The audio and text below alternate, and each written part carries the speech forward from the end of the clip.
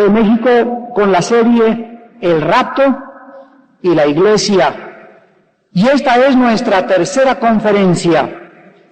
Hoy vamos a tratar el tema de el rapto y la ira de Dios.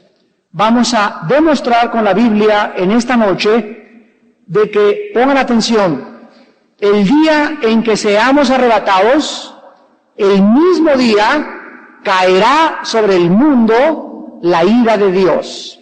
Vuelvo a repetir, el rapto y la ira de Dios tendrán lugar el mismo día.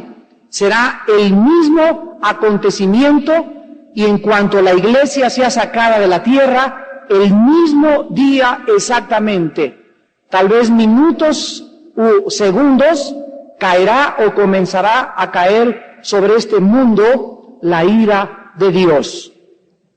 En el Evangelio de Lucas, capítulo 17, versículo 22, Jesús dijo a sus discípulos: vendrá tiempo cuando desearán ver uno de los días del Hijo del Hombre y no lo verán. Versículo 26 al 30. Como fue en los días de Noé, así será también en los días del Hijo del Hombre. Comían, bebían, se casaban y se daban en casamiento hasta el día. Vamos a poner atención en esta frase y en este día. Hasta el día en que Noé entró en el arca. Y vino el diluvio y los destruyó a todos. Observemos que el mismo día, y lo vamos a ver después en Génesis 7 a continuación, el mismo día que Noé entró en el arca, el mismo día comenzó el diluvio o el juicio universal de Dios. Versículo 28. Asimismo, como sucedió en los días de Lot, comían, bebían, compraban, vendían, plantaban, edificaban. Mas el día, otra vez se pone énfasis en un día determinado. El día en que Lot salió de Sodoma, el día en que entró Noé en el arca, son 2 días del pasado que nos ilustran, dice la Biblia, ese mismo día, cuando Lot salió de Sodoma, llovió del cielo fuego y azufre y los destruyó a todos. Así será, ¿qué cosa? El mismo día. El día, no estamos hablando de un día cronológico, si fue en febrero, el 28 de febrero o en junio, sino que la Biblia nos está ubicando y tratando de orientar para que sepamos que en el día que entró en el arca Noé, cayó el diluvio. El día que salió Lot de Sodoma, cayó fuego sobre Sodoma. Y cuando Cristo venga, el día que Cristo se manifieste en su parusia, la palabra parusia en el griego es manifestación visible. Cuando Jesús venga por nosotros, ese mismo día caerá también el juicio final sobre este mundo que nos rodea. Vamos a observar pues que Cristo dice, en el día que el Hijo del Hombre se manifieste, será exactamente igual a los días de Noé y a los días de Lot. Es importante que comprendamos que Cristo está enseñando que los 2 eventos, el rapto y la ira de Dios, tendrán lugar en el mismo día. Ahora bien, si estos 2 eventos, el rapto, nos vamos, y la ira en el mismo día, así como cuando no entró en el arca, y el mismo día cayó el diluvio, Lot salió de Sodoma y cayó el juicio sobre Sodoma y Gomorra, entonces la enseñanza de que Cristo va a regresar en cualquier momento. Teológicamente se llama el regreso inminente. La venida inminente de Cristo queda absolutamente destruida. El rapto no puede suceder en cualquier momento. La clase pasada enseñamos que va a haber una señal y después otra señal de cuándo se manifieste Jesucristo. Habíamos entendido en la primera clase que la Biblia nos habla de un periodo de 7 años de tribulación, pero nunca habíamos dividido estos 7 años y habíamos dicho, Dios nos va a sacar antes de los 7 años, porque durante la tribulación no vamos a estar aquí. Pero la Biblia no enseña eso. La Biblia enseña que va a haber 7 años divididos en 2 partes diferentes. Los primeros 3 años y medio se llaman la tribulación. Cristo en Mateo 24 enseñó que también se podría calificar este tiempo como el principio de los dolores. Apocalipsis 6, del 1 al 5, nos muestra los 4 jinetes del Apocalipsis, o los 4 primeros sellos que se manifestarán durante los primeros 3 años y medio.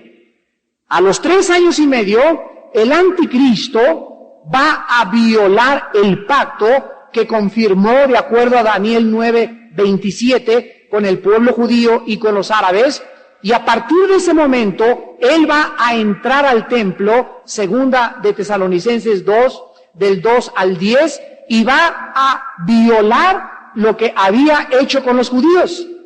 El anticristo a los 3 años y medio se va a quitar la máscara y se va a revelar realmente como lo que él es, un ser perverso, diabólico y poseído por Satanás.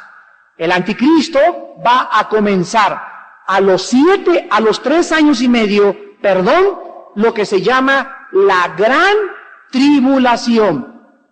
Cuando él comience a perseguir, ya lo vimos la clase pasada, a los cristianos y a los judíos que comiencen a convertirse y los va a matar, y el que no tenga el 666 en la mano, el número o la marca de su número o en la frente, serán sacrificados. ¿A quiénes va a sacrificar el anticristo? A los que no aceptaron el 666. ¿Quiénes serán estos? Los cristianos que permanezcan fieles hasta la muerte, y aquellos a quienes Dios consideró dignos de sufrir por causa de su nombre.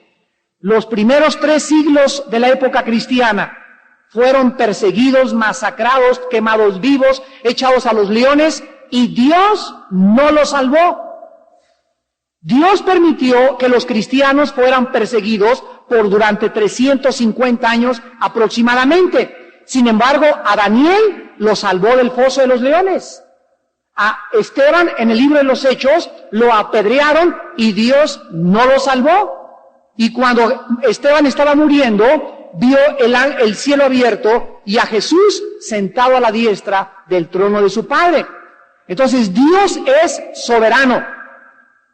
Dios es soberano. Él escoge, Él determina en su soberanía quiénes van a morir como mártires, y a los que Dios haya escogido para morir como mártires, les ha concedido el más alto privilegio que cualquier ser humano pueda recibir. Veamos esto en la segunda carta a los Tesalonicenses, capítulo 1. Dice en segunda de Tesalonicenses, capítulo 1, versículo 6 en adelante, porque es justo, y aquí se les está hablando a los cristianos que van a estar durante la tribulación, o los que han sido perseguidos por causa del nombre de Cristo. Es justo delante de Dios pagar con tribulación a los que os atribulan, y a ustedes que son atribulados, darles reposo con nosotros. Cuando la parusia en el original griego dice, y se traduce, cuando se manifieste el Señor Jesús desde el cielo con los ángeles de su poder, en llama de fuego, para dar retribución a los que no conocieron a Dios, ni obedecen el evangelio de nuestro Señor Jesucristo, los cuales sufrirán pena de eterna perdición, excluidos de la presencia del Señor y de la gloria de su poder. Aquí se les promete a los que atraviesen la tribulación, los juicios, la persecución, que Dios vengará su sangre. Pero lo más interesante es que dice aquí en el versículo 5, para que sean tenidos por dignos. ¿Ya lo vieron? Para que sean tenidos por dignos. En otras palabras, no todos los cristianos son dignos de morir por Cristo. ¿Quiénes creen ustedes que sean los que son dignos de morir por Cristo? Veamos un ejemplo en el libro de los Hechos, capítulo 5. Y aquí encontramos que los apóstoles han sido torturados. Los apóstoles han sido azotados, han sido encarcelados. Y al salir de la cárcel, con sus espaldas sangrado, con los golpes que los soldados romanos o en la cárcel lo que les propiciaron, no salieron y dijeron, ay, pues yo creí que ser cristiano me iba a ir siempre bien en la vida y ahora me persiguen mis amigos y todo. Cuando ellos salieron de la cárcel, vean ustedes lo que dice el versículo 41, Hechos capítulo 5. Ellos salieron de la presencia del concilio gozosos por haber sido tenidos, ¿por qué? Por dignos de padecer afrenta por causa del nombre. Ellos se sintieron gozosos porque se dieron cuenta que no todos los cristianos se les concede este privilegio de sufrir martirio y crueldad por causa del nombre de Jesús. Y cuando se dieron cuenta que ellos habían sufrido, que los habían golpeado y que ellos se habían mantenido fieles, no había un gozo más grande. Esto es algo paradójico. De que fueron escogidos por Dios, ellos fueron tomados por dignos de sufrir por Cristo. Ustedes saben que los 12 apóstoles murieron bajo el Imperio Romano, torturados. Pedro, cuando lo capturaron, él dijo que él no merecía morir crucificado como Cristo y les pidió que lo voltearan de cabeza y lo crucificaron con la cabeza hacia abajo. El apóstol Pablo, en la segunda carta a Timoteo, capítulo 4, del 6 en adelante, le escribe a Timoteo y le dice que él estaba ya en el precipicio, en la frontera, a punto de ser sacrificado. La tradición dice que se lo comieron los leones o que le cortaron la cabeza vivo. Así pues, todos los apóstoles murieron. El apóstol Juan, que fue el último sobreviviente de los apóstoles, murió tal vez de hambre, exiliado en una isla llamada de Patmos. Y en Apocalipsis capítulo 1, versículo 5, él les dice a los recipientes de esta carta las siguientes palabras. Dice Apocalipsis 1, versículo 9. Yo, Juan, vuestro hermano, y miren lo que dice, copartícipe, o sea, participando junto con ustedes en la tribulación, en el reino y en la paciencia de Jesucristo. Estaba en la isla llamada Patmos por causa de la palabra de Dios y el testimonio de Jesucristo. Cuando comienza a enviar esta carta al apóstol Juan, les dice a todos los cristianos que es necesario que nosotros entremos a través de muchas tribulaciones al reino de Dios. Dice en Romanos capítulo 8, porque es necesario que, si queremos reinar con Él, tendremos antes que sufrir con Él. Y la serie de estos mensajes acerca del rapto los ha puesto Dios en mi corazón con un solo propósito: preparar a la iglesia para la persecución. La persecución que pronto se viene en este mundo contra todos nosotros, por llamarnos hijos del Dios Altísimo. En Juan 15, Cristo anunció que el mundo nos aborrece, porque nosotros no somos del mundo. El mundo lleva una corriente que es de allá hacia acá, y nosotros llevamos una corriente que es de aquí hacia allá. En otras palabras, el cristiano es la persona, el ser humano, que nada en contra de la corriente.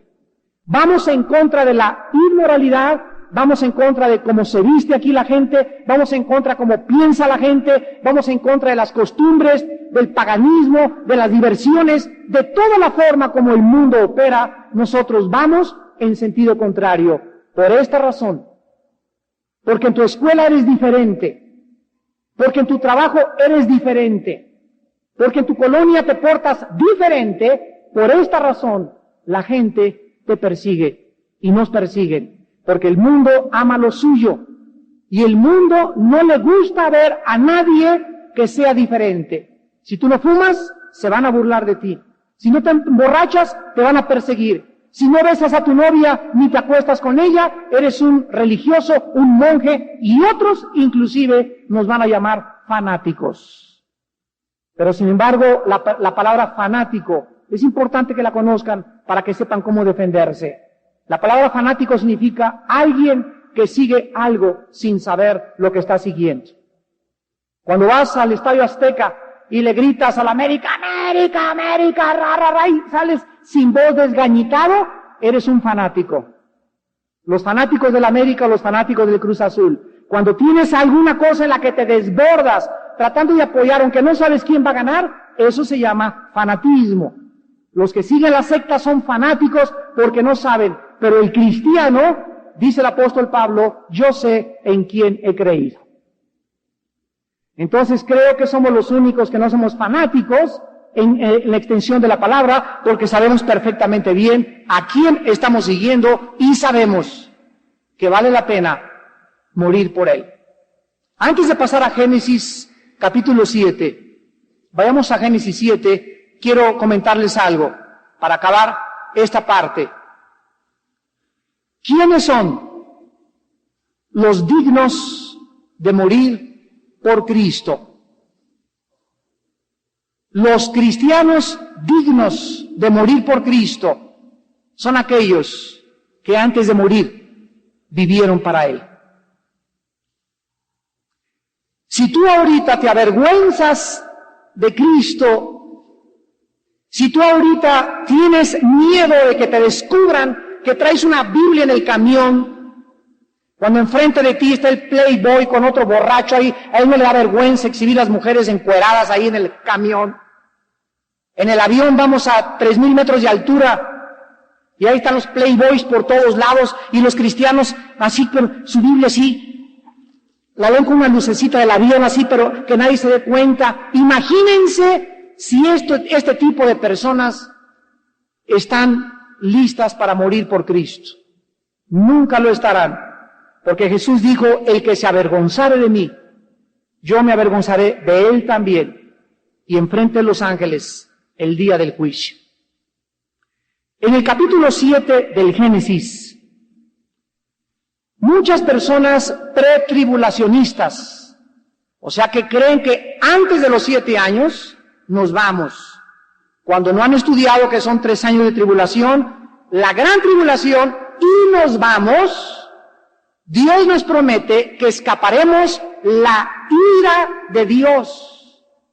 Dios no nos promete escapar la tribulación ni la gran tribulación. Nos promete escapar el día de su ira, que comienza en el día en que seamos sacados de este planeta, entre el 6º y el 7º sello del libro de Apocalipsis. Muchos tribulacionistas usan Génesis capítulo 7 para intentar demostrar de que nos vamos antes de los 7 años. Ellos apelan a las palabras que dice el versículo 1 y el versículo 4. Dijo luego Jehová a Noé, entra tú y toda tu casa en el arca, porque a ti he visto justo delante de mí en esta generación. Versículo 4. Porque pasados aún 7 días, yo haré llover sobre la tierra 40 días y 40 noches, y raeré de sobre la faz de la tierra a todo ser viviente que hice. Ellos sostienen que Noé y su familia entraron 7 días antes del diluvio al arca, y que por lo tanto es un retrato de que si entraron 7 días antes a el arca y cayó el diluvio, entonces nosotros también estaremos sacados 7 años antes de que venga la tribulación. Sin embargo, esto es una muy pero muy mala exégesis. Esto es una forma muy equivocada de estudiar las Sagradas Escrituras. Vamos a leerlo correctamente en el versículo 10. Y sucedió que al 7º día las aguas del diluvio vinieron sobre la tierra. Versículo 13. En este mismo día, ¿en cuál día? En el 7º entraron Noé, Sem, Cam, Jafet, hijos de Noé, la mujer de Noé, las 3 mujeres de sus hijos con él y con el arca. Si nosotros leemos esto cuidadosamente, nos vamos a dar cuenta que Dios le avisó 7 días antes a Noé que metiera a los animales durante una semana, durante 7 días, pero él entró en el arca, Noé, en el arca el día 7º. Y en ese mismo día, comenzó a caer el diluvio sobre el mundo entero. Por eso Cristo nos ilustra, como vimos anteriormente en Lucas, que el día en que Noé entró en el arca, ese mismo día, cayó el diluvio. Y lo mismo dijo en Lucas 17, versículo 27 y 30. Así será el día en que yo me manifieste a todos ustedes. Ahora bien, quiero que noten en Génesis 7, el versículo 1. Entra tú y toda tu casa en el arca. Versículo 7. Y por causa de las aguas del diluvio entró Noé al arca, y con él sus hijos, su mujer y las mujeres de sus hijos. Versículo 13. En este mismo día, o sea, el día 7º, entraron Noé, Sem, Cam y Jafet, hijos de Noé, la mujer de Noé y las 3 mujeres de sus hijos con él en el arca. Capítulo 8, versículo 16. Sal del arca, tú, tu mujer, tus hijos y las mujeres de tus hijos contigo. Aquí se nos mencionan más de 4 veces. Y cuando el Espíritu Santo repite algo, tiene un propósito.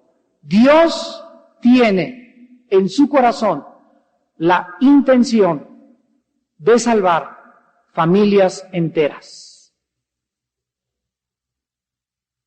Cuando Dios te tocó a ti para que fueras cristiano, cuando Dios, igual que Abraham, nos sacó del paganismo o de la religión pagana en la que vivíamos y nos alumbró el camino, fue para que regresáramos a nuestra familia y le habláramos a nuestra esposa o a nuestro esposo o a nuestros hijos, y con la ayuda del Espíritu Santo, nuestra paciencia y testimonio, acabemos trayendo a toda la familia y la metamos al arca antes de que venga el juicio sobre este mundo. En Hechos 16:31 se repite en el Nuevo Testamento la misma enseñanza. Y le dice Pablo al carcelero de Filipos: serás salvo tú y tu casa. Y esto es una garantía si nosotros leemos el segundo versículo, el que sigue de ese, Hechos 16:32, y entraron y fueron y le predicaron a su familia. Entonces Dios te garantiza en esta tarde de que si tú tienes a tu esposa y tus hijos, y tú oras por ellos diario, y los guardas bajo la sangre de Cristo, e intercedes por ellos, y a tu esposo, como dice 1 Pedro 3, versículo 1, con tu testimonio, mujer que me escuchas, sin palabra, ganarás a tu marido con tu conducta casta, afable y respetuosa. Una mujer que está dale y dale al marido, eres un borracho, el juicio de Dios va a caer sobre ti, te vas a ir al infierno, etcétera, etcétera, nunca lo ganará para Cristo, porque está usando métodos antibíblicos. Dios les manda a las mujeres casadas con hombres paganos que sin decirles una palabra, con el puro testimonio, los ganan para el Señor Jesucristo. Tú podrás preguntar, bueno, pero ¿no dice la Biblia que Romanos 10:17, la fe es por el oír y el oír por la palabra de Dios? ¿Cómo se va a salvar mi esposo si no oye la palabra de Dios? No te preocupes, una cosa Dios te garantiza, tú no eres quien le va a predicar, le van a predicar en su trabajo, en el camión, en el avión. Dios se va a encargar milagrosamente de poner en el camino de tu esposo hombres y mujeres que le den testimonio, que él comience a considerar de que realmente lo que tú sigues es la verdad.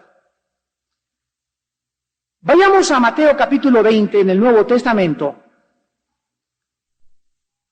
Y comienza el Señor Jesucristo a anunciarles a sus discípulos, a profetizarles, que se prepararan para lo que iba a venir. Versículos 18 y 19.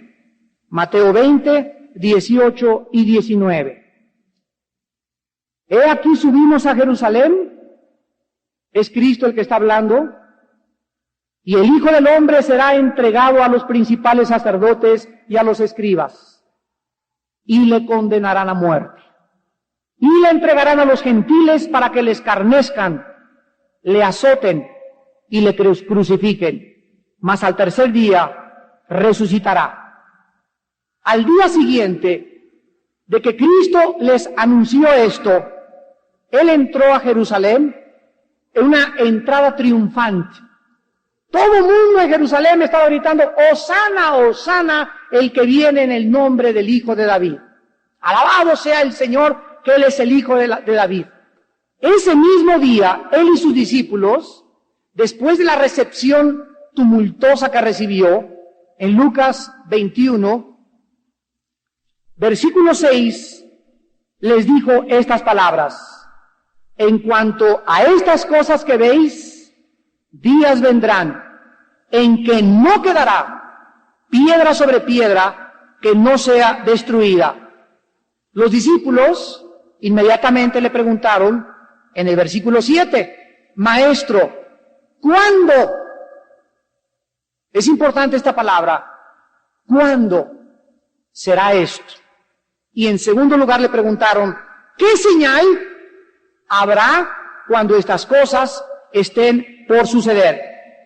Entonces Cristo, mientras estaban aún en el templo, les contestó sus preguntas. Y dice el versículo 24, que les anuncia que caerían a filo de espada, que serían llevados cautivos a todas las naciones, y que Jerusalén sería pisoteada, sería derribada, sería hollada por los gentiles, hasta que los tiempos de los gentiles se cumplieran. Pero sobre todas estas cosas, en el versículo 8 les dice, miren que no sean engañados. En otras palabras, todas estas cosas tenían que suceder antes de que se diera la señal del sol, la luna y las estrellas que escuchamos la clase pasada. En el versículo 25, entonces habrá señales en el sol, en la luna y en las estrellas, y en la tierra angustia de las gentes, confundidas a causa del bramido del mar y de las olas, desfalleciendo los hombres por el temor y la expectación de las cosas que sobrevendrán en la tierra, porque los poderes o las potencias de los cielos serán conmovidas. Cuando los hombres comiencen a saber que en Acapulco se levantan olas de 15, 20 metros y arrasan con todas las discotecas de homosexuales de Acapulco. Cuando Cancún se ha sepultado con sus drogas, su homosexualismo y su degeneración moral, cuando todos los puertos del mundo comiencen a darse cuenta en los noticieros que ya no es inundación en Chiapas, que ya no es en Morelos ni en Coajimalpa, sino que el mundo entero está comenzando a ser sepultado por el agua, aunque no va a ser el juicio final todavía. Cuando los hombres oigan los noticieros, la palabra desfalleciendo, les dije en la última clase, en el griego es perdiendo el aliento, que significa cayendo muertos en la calle de ataques al corazón. Si tú crees que ahorita hay malas noticias, estamos todavía en Reino Ventura. comparado con lo que se viene con este mundo. Pero a pesar de que nosotros somos avisados de que se viene del mundo los principios de dolores, van a aumentar las guerras. De acuerdo a la Biblia, escúchenlo, Europa, de acuerdo a la Biblia, será la primera potencia de los años venideros, económica, política y militarmente. Europa. Estados Unidos, de acuerdo a la Biblia, va a ser derrumbado y no va a figurar en los últimos países que configuran el último escenario mundial. Asia va a ocupar un lugar preponderante, mas no el principal, al igual que África. Pero de acuerdo a la Biblia, Europa resurgirá y será de ahí donde salga y gobierne y tenga sus cuarteles generales el hombre llamado el Anticristo. Más tarde, ese mismo día, Cristo y los discípulos abandonaron el templo y cruzaron el valle del Cedrón hasta el monte de los Olivos. Los discípulos no habían entendido claramente por qué Cristo les decía: tengo que ir a Jerusalén, me van a azotar, me van a crucificar y voy a resucitar al tercer día. Cristo les dijo que ese suntuoso templo no quedaría piedra sobre piedra. 70 años después de que Cristo murió, entró a Jerusalén un general romano llamado Tito, enviado, dicen que fue su tío o su padrino, el emperador Vespasiano de Roma. Y cuando llegó Tito a Jerusalén, masacró a los judíos, no quedó piedra sobre piedra, y del año 70 después de Cristo hasta 1948, los judíos se quedaron sin templo, sin adoración y sin gobierno. Casi 2000 años de persecución continua. Los españoles los persiguieron, los franceses los persiguieron, los ingleses los persiguieron, los expulsaron de todos los países. Y Jesús dijo en Romanos 11, 25 y 26, que cuando se acabara la persecución de los judíos, se llama el tiempo de los gentiles. Apocalipsis 11, del 1 al 2. Entonces los judíos sabrían, ellos como nación, que el día se aproximaba en que Cristo vendría y le reconocerían algunos judíos como su Mesías y su Salvador. Ahora en Mateo capítulo 24, en el versículo 3, Cristo comienza a contestarles a los discípulos las 3 preguntas más importantes de esta serie que estamos estudiando. Atravesaron el valle del Cedrón, se encuentran enfrente de Jerusalén, y ahí Cristo escucha, cuando estaba sentado en el monte de los Olivos, que los discípulos le toman aparte y le preguntan: dinos, observen las 3 preguntas. La primera pregunta es: ¿cuándo serán estas cosas? O sea, ¿cuándo será destruida Jerusalén? ¿Cuándo será destruido Israel? ¿Cuándo vendrá esta hecatombe o catástrofe nacional? 2. ¿Qué señal habrá de tu parusia? Les insisto con la palabra parusia, porque hay otra palabra que vamos a estudiar la semana que entra, que es apocalipsis, que significa otra cosa, y hay otra palabra o 2 más en el griego que no se usan para la venida de Cristo, pero que parece la traducción castellana, que es la venida de Cristo y el rapto. Y conociendo la palabra original, nos damos cuenta y nos ubicamos en el contexto correcto. En segundo lugar, le preguntan: ¿qué señal habrá? O sea, antes de que tú vengas, ¿qué señal habrá? Y en tercer lugar, ¿qué señal habrá del fin del mundo?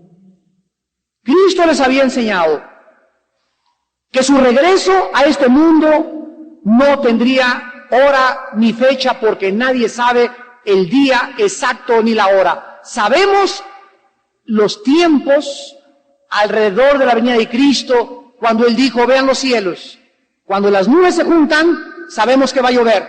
No sabemos exactamente cuándo van a caer las gotas de lluvia, pero sabemos que va a llover. Entonces Cristo quiere que sepamos que nadie sabe el día ni la hora, pero que tenemos que estar apercibidos del cúmulo de señales de Mateo 24, porque son la ruta o el destino que nosotros debemos de continuar estudiando para que no seamos sorprendidos en aquel día como los ladrones. Veamos rápidamente Mateo 24, en el versículo 5, anunció falsos cristos. Número 1. En el último siglo de nuestra era, nunca en la historia habían surgido tantos falsos cristos. ¿Qué quiere decir Cristo con que vendrán muchos en mi nombre? Miren ustedes lo que Jesús está diciendo. Van a venir personas que van a decir que anuncian o vienen en el nombre de Cristo y van a decir que ellos son los salvadores. ¿Saben ustedes cuándo comenzaron los gurús? ¿Saben ustedes lo que significa la palabra gurú? Significa iluminado. Y la palabra que les dan en el hindú es la palabra avatar, con B chica, avatar, que significa salvador. Del oriente vinieron un cúmulo de personas al occidente en la década de los 60. ¿Saben ustedes quiénes trajeron las enseñanzas de los gurús a occidente? Un grupo llamado los Beatles, de la ciudad de Liverpool, Inglaterra. Y cuando ellos se fueron a la India con el Maharaji y llegaron y lo trajeron aquí a América, a los 6 meses de haberse metido a estudiar las filosofías orientales, a los 6 meses, John Lennon dijo a los periódicos internacionalmente: yo soy más famoso que Jesucristo y fumo marihuana. Pocos meses después lo asesinaron saliendo de su departamento en la ciudad de Nueva York. Y de la década de los 60 a nuestros días, invadieron los gurús y las filosofías orientales todo Occidente, Estados Unidos, México, Centro y Sudamérica. Y todos los gurús se llaman a sí mismos Cristos. A finales del siglo pasado surgió un hombre llamado Charles Russell y dijo que en 1914 se iba a acabar el mundo. El mundo no se acabó. A la luz de la Biblia, el fundador de una secta llamada los Testigos de Jehová es un falso profeta. Porque la Biblia dice que cuando alguien anuncia algo y no se cumple, esa persona no ha hablado por Dios. Surgió otro hombre llamado José Smith y anunció que un ángel del cielo se le apareció y que le dijo que fuera a un monte donde iba a encontrar 2 piedras, el Tumim y el Urim, y que las iba a traducir a través de un jeroglífico y que iba a convertir la traducción de las piedras en lo que se llama actualmente el Libro del Mormón. Los mormones, los Testigos de Jehová, los Rosacruces, la ciencia cristiana, el unitarismo y todas las filosofías orientales surgieron hace menos de 100 años. Tengan cuidado con ser engañados. Fue lo primero que Cristo nos advierte. El mundo entero está cubierto con una vela, con unas vendas, 2 Corintios 4:4, porque Satanás los ha enceguecido para que no le resplandezca la luz del Evangelio de Jesucristo. Cristo continúa diciendo en el versículo 6 que íbamos a oír de guerras y rumores de guerras. Nunca en la historia, jamás, hasta 1914, en este siglo, hubo una primera guerra mundial. Una guerra que abarcó la mayor parte de los países. Se formaron un grupo de naciones que se llamó la Liga de las Naciones para impedir que hubiera otra guerra mundial. Pocos años después, en 1939-40, erupta la Segunda Guerra Mundial. Y desde 1945, que acabó la Segunda Guerra Mundial, hasta 1998, a nuestra época, han habido más de 146 guerras étnicas, civiles, revoluciones y asaltos por todo el mundo. y el mundo actualmente, lo sabemos, se encuentra en guerra. Aunque no hay una guerra caliente, hay una guerra fría, o está Kosovo, o Grecia, o Croacia, o Afganistán explotando una bomba, la India explotando bombas atómicas, en Asia, por todos lados, las naciones que quieren decir al mundo, yo tengo la bomba atómica, no se metan conmigo. Oirán de guerras y rumores de guerras. Cada semana, desde 1989, cada semana, de acuerdo al Instituto para la Paz en Estocolmo, Suecia, cada semana oímos de alguna guerra que va a surgir en nuestro planeta. Tenemos más de 9 años que todos los días estamos escuchando, alguien va a atacar a otra nación. Oirán de guerras y rumores de guerras. Cristo dice en el versículo 7, habrá también nación contra nación, reino contra reino. Habrá pestes, hambres, terremotos en diferentes lugares. Nunca en la historia, ni con la peste bubónica, que se llamó la fiebre negra, se puede comparar a la peste actualmente de nuestra época llamada el SIDA. El SIDA es un microvirus que no puede ser aislado en un laboratorio, por lo cual no se puede fabricar una vacuna. Es imposible aislar el microvirus del SIDA. Entonces, aunque tengamos los mejores laboratorios y millones de dólares invertidos en la mejor tecnología médica y científica, el hombre no es capaz de poder fabricar y curar el SIDA. El mundo, al ver esta plaga que ha acabado, ¿saben ustedes? Hoy leí en el periódico, 7,000 muchachos menores de 23 años diario contraen el SIDA. Repito, 7,000 jóvenes diarios en el mundo contraen el SIDA. El mundo les ha dicho a los jóvenes, sexo seguro, cómprate un condón. ¿Saben ustedes que el condón, como lo hemos dicho, es la mentira más grande científica que existe? El condón tiene 65%, y nos están escuchando todos los hospitales y los fabricantes de esos mentirosos condones, 65% de probabilidades de impedir que pueda atravesar el látex, el SIDA, contra un 30% que hasta con 3 condones te puedas infectar del SIDA. Dios no puede ser burlado. Ya descubrimos cómo protegernos. No es cierto, no es cierto, no es cierto. Satanás es el padre de la mentira y el mundo entero está bajo su influencia. Nadie puede detener ni el condón, el SIDA, porque atraviesa el látex de esa cosa cochina, ¿verdad?, que quieren vender por todos lados y garantizarle al mundo que es el sexo seguro. El único sexo seguro es entre un hombre y una mujer bajo el matrimonio. La Biblia dice que habrá terremotos de 1976 a 1996. En aproximadamente 20 años han habido más terremotos que en toda la historia del mundo. En 20 años han habido más terremotos, más devastadores, con más frecuencia que en ninguna otra parte de la historia de los seres humanos.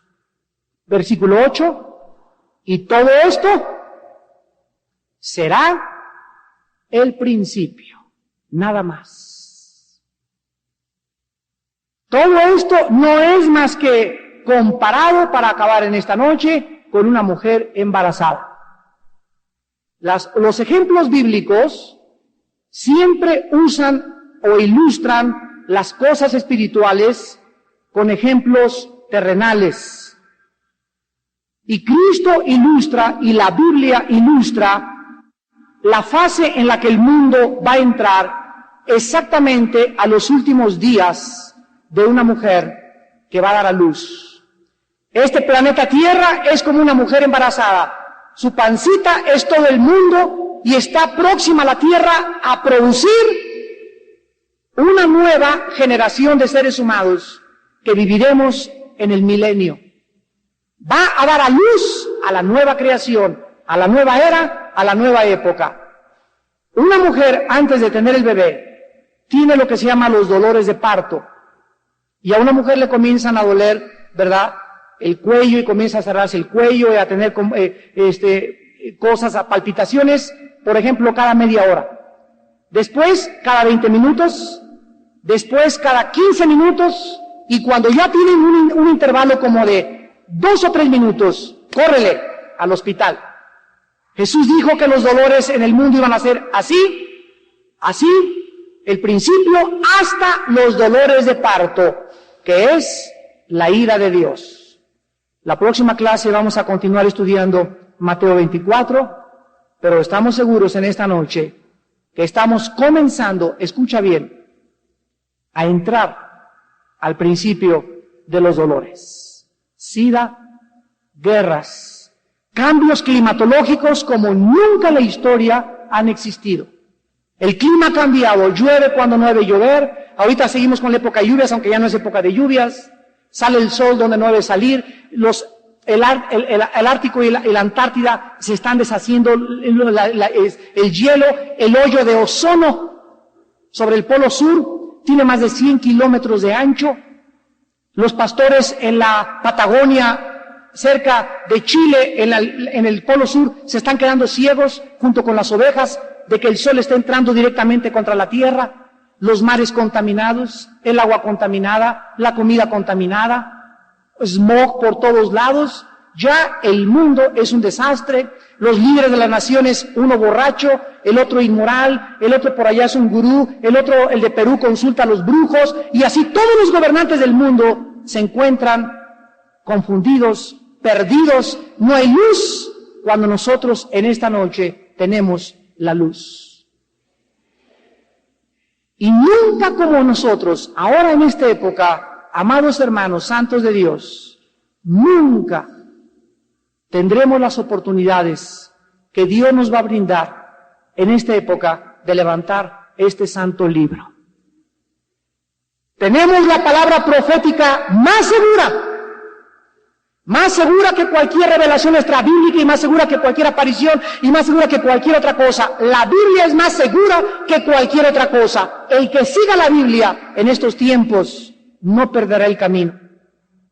A la cual haríamos bien en estar atentos a este libro como a una antorcha que alumbra en un día oscuro hasta que el lucero de la mañana salga en nuestros corazones. Es el tiempo de los Danieles. Daniel sabía que la cautividad babilónica, los 70 años se estaban cumpliendo, y comenzó día y noche a estudiar el libro de Jeremías, y descubrió, cuando tuvo la revelación en el capítulo 9, 10 y 11 de Daniel, que el tiempo se acercaba y Dios le revela lo que pasaría al final del mundo. Es tiempo en que los cristianos estudien seriamente la Biblia. Que te levantes con la Biblia, que te acuestes no con 3 veces Sofía. Acuéstate con la palabra de Dios. Alimenta tu alma, porque si tú no lo haces, serás engañado, serás engañada.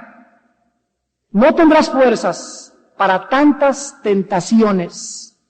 Sucumbirás al sexo, sucumbirás a la inmoralidad, sucumbirás al fraude, a la deshonestidad, perderás tu integridad, y el día de la venida de Cristo no podrás hacerle frente, porque serás avergonzado el día que se manifieste con sus santos ángeles para recompensar a los que fueron tenidos por dignos de padecer por causa de su nombre.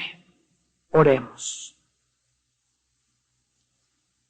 Señor, te damos gracias por tu santa palabra en esta noche, que es la única luz que existe en toda la humanidad, la Biblia. Señor, enséñanos a amar tu libro más que cualquier otra cosa en esta vida. Muéstranos que debemos practicarla y vivirla con todo nuestro corazón. El mundo está entrando al principio de dolores, y tú seguirás hablando, y seguirás hablando, y seguirás hablando, como en los tiempos de Noé. El mundo bebe, se ríe, va de fiesta, se casan como en tiempos de Noé. Creen que esa es la vida y el todo del hombre. Y no entendieron en aquellos tiempos y no van a entender tampoco en esta época de placeres, diversiones y tanto pecado. Pero tú, Señor, a nosotros, tu pueblo, que diste tu sangre en la cruz por nuestras vidas, nos recuerdas que seamos santos. Sin santidad, nadie verá a Dios. Y si invocamos a Dios por Padre y le llamamos Dios, conduzcámonos en temor durante todo el tiempo de nuestra peregrinación, sabiendo en quién hemos creído y que un juicio muy grande se aproxima a este mundo rebelde y pecador. En esta noche muchos de ustedes tal vez no tienen la seguridad de escapar la ira de Dios cuando caiga sobre el mundo. Pero si tú en esta noche crees en Jesucristo, en esa sangre derramada en la cruz, y le pides perdón por tus pecados y que cambie tu vida, Dios en esta noche, dice la Biblia, te sellará, te marcará como su propiedad con el Espíritu Santo hasta el día que resucites de los muertos. ¿Qué tengo que hacer?, me preguntarás, para recibir a Cristo. Ahí desde tu lugar, dile estas palabras: Señor mío y Dios mío, en este momento estoy consciente de que mi alma está perdida y creo que solo tú me puedes salvar del pecado y la confusión y el destino eterno en el infierno. Señor, te pido en el nombre de Jesús que tu Hijo Jesucristo, que murió en una cruz y pagó en mi lugar con su sangre preciosa, entre a mi vida en este momento como Señor y Salvador. Te recibo, Jesús, porque tú eres el único que posee la verdad. Tú eres la verdad, el camino y la vida. Y ya no quiero vivir sin ti en esta vida llena de pecado. Lávame con tu sangre y guíame a la vida eterna. En tu nombre santo, Señor Jesús. Amén.